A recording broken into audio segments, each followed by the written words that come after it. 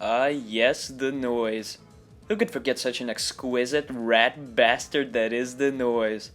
From what I know, he's the most beloved Pizza Tower character in the community, all the way down to his looks, taste, and feels. Seems like there's always something agreeably likable about this guy. And well, I'm most definitely part of that large minority. I mean, the gallery of images that I use for these videos are mostly noise related, just because of the absolute perfection some of them radiate to behold. If someone like to make a Twitter account posting noise images on a weekly basis via Sonic Comics out of context, then I would be very much pleased in making my sweet use out of all of it. Despite all this though, there's an extremely lackluster amount of actual noise content out there. And with my oh great duty to be the pinnacle of Pizza Tower information, and with this fanbase's complete and utter lust for this goddamn character, here you go. The very first, most in-depth, totally accurate video about the noise ever created.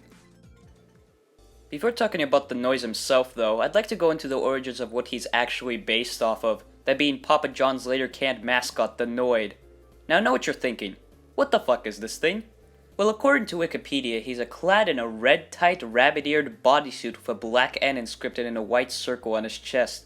Which, I mean, isn't anything new, it's just what the average human brain thinks of when laid eyes on this thing, but at least we have actual confirmation that it's what he actually is and not some deformed goblin or something.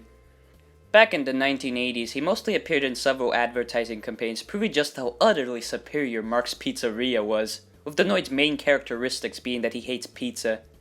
And despite him looking absolutely fucking atrocious, he somehow stuck with the company for an entire decade, reaching a decent amount of popularity during that time period. So why exactly was he dropped?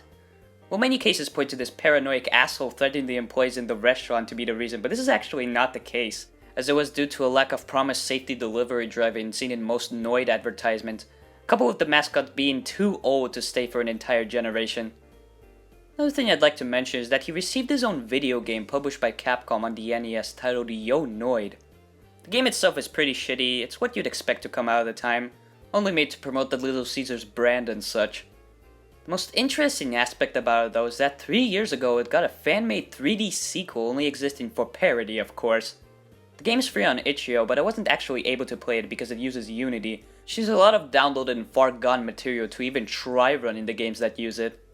Or do I look like the kind of guy who knows about any of that shit? Not here to waste my goddamn time, just let me play my fucking video game. So unfortunately for me, I had to resort to watching a Vinesauce video for research, and to be honest, from what I've seen, it actually looks really good. Gotta say, for a joke game, it's pretty damn faithful to the source material, with it packing a lot of references to the commercials and the previous Noid game, like this water level for example. Speaking of references, the final boss is just absolutely brilliant. I won't go into spoiling it obviously, but I guarantee you that just its concept is fucking hilarious and it alone probably stands out as the main reason to play this game. It's so good. Overall, I'm kinda surprised that it's turned out to be everything but complete meme garbage, especially with its predecessor being a bland platformer with the sole purpose of only giving out a quick buck. God, can you believe that back in the day platformers were seen as lazy and corporate cash grabs? And as of now, that title is usually given to one of Activision's AAA shooters. Nowadays, it's a fucking godsend to get a platformer from these kinds of big head people. Boy, how far we've come. From this we can already get a hold of some similarities. Obvious one being that he hates pizza, though with an added bonus that he also likes candy. Which does explain why he's playable in Halloween and Xmas Break with them having candy-like collectibles instead of toppings. There's other common things as well, like the pizza crusher he uses in the boss fight, the unused grappling hook move, and the fucking analog dab he has in Halloween referencing Yo Noid 2. But there are clearly some noticeable differences, like the fact that the wiki actually says what he is, being a mischievous gremlin. His origins and goals are subtly hinted at in the most recent comic series, where he's forcefully stuck doing commercial work for the purpose of watching over one of the Pillar Johns. Could this be the reason why he's destroying the pillars in the main game?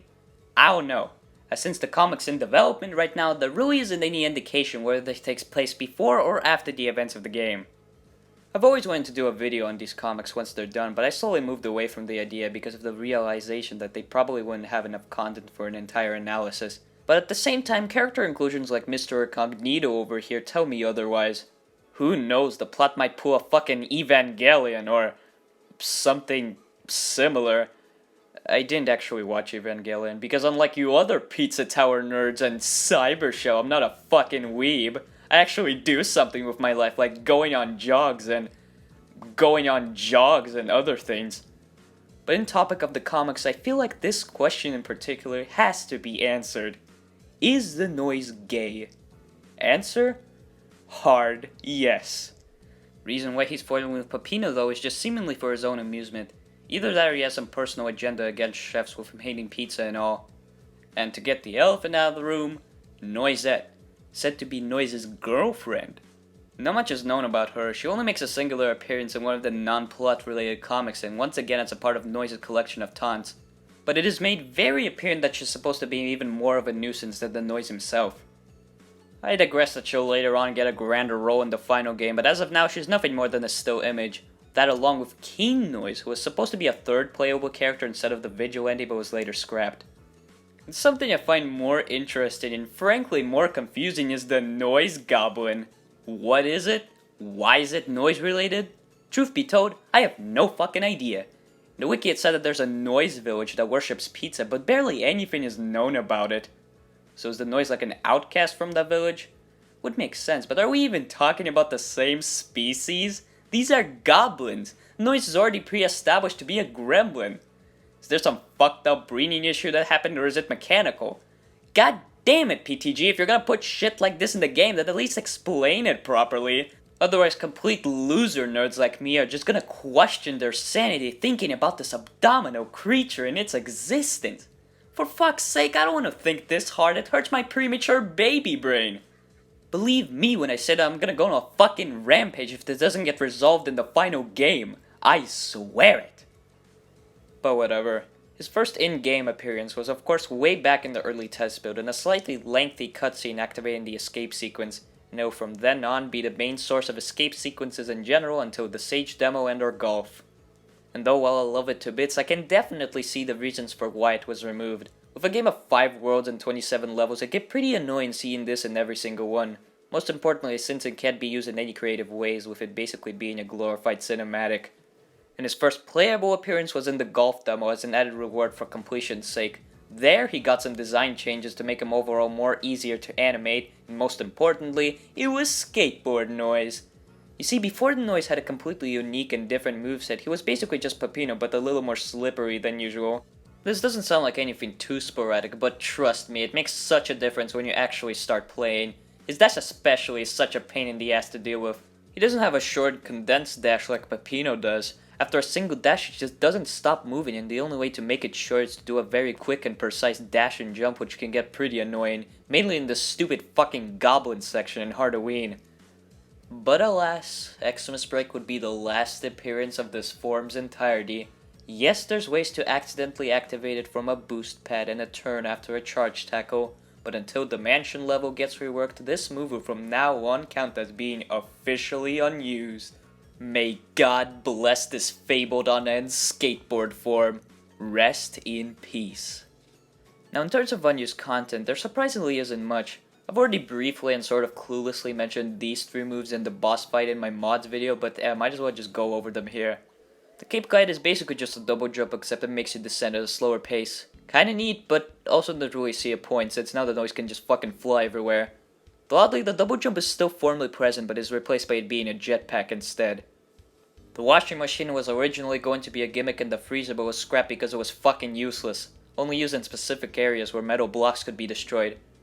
It's pretty fucking lame all things considered. It really doesn't have a chance to appear in the late game, and if it did, well, let's just say that the world wouldn't stay quite the same anymore.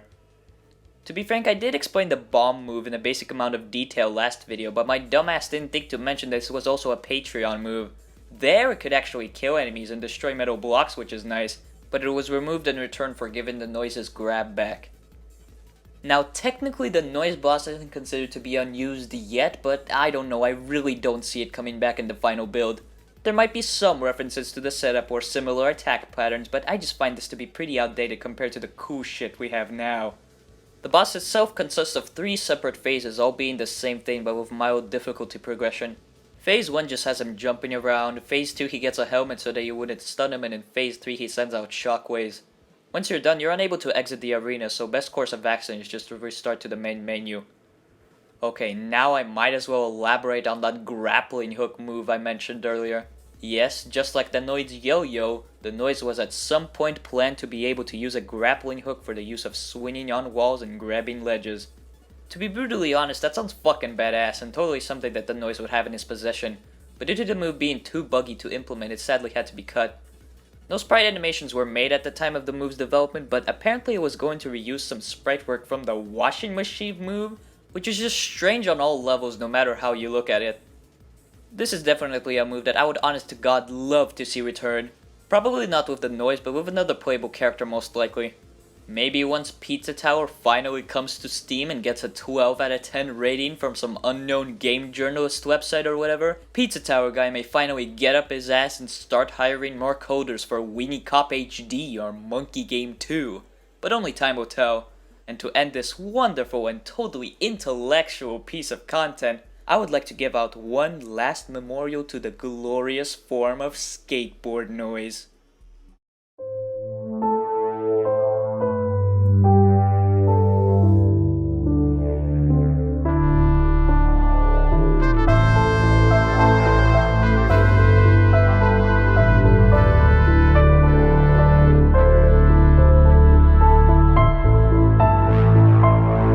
Sorry, Link. I can't give credit. Come back when you're a little, richer.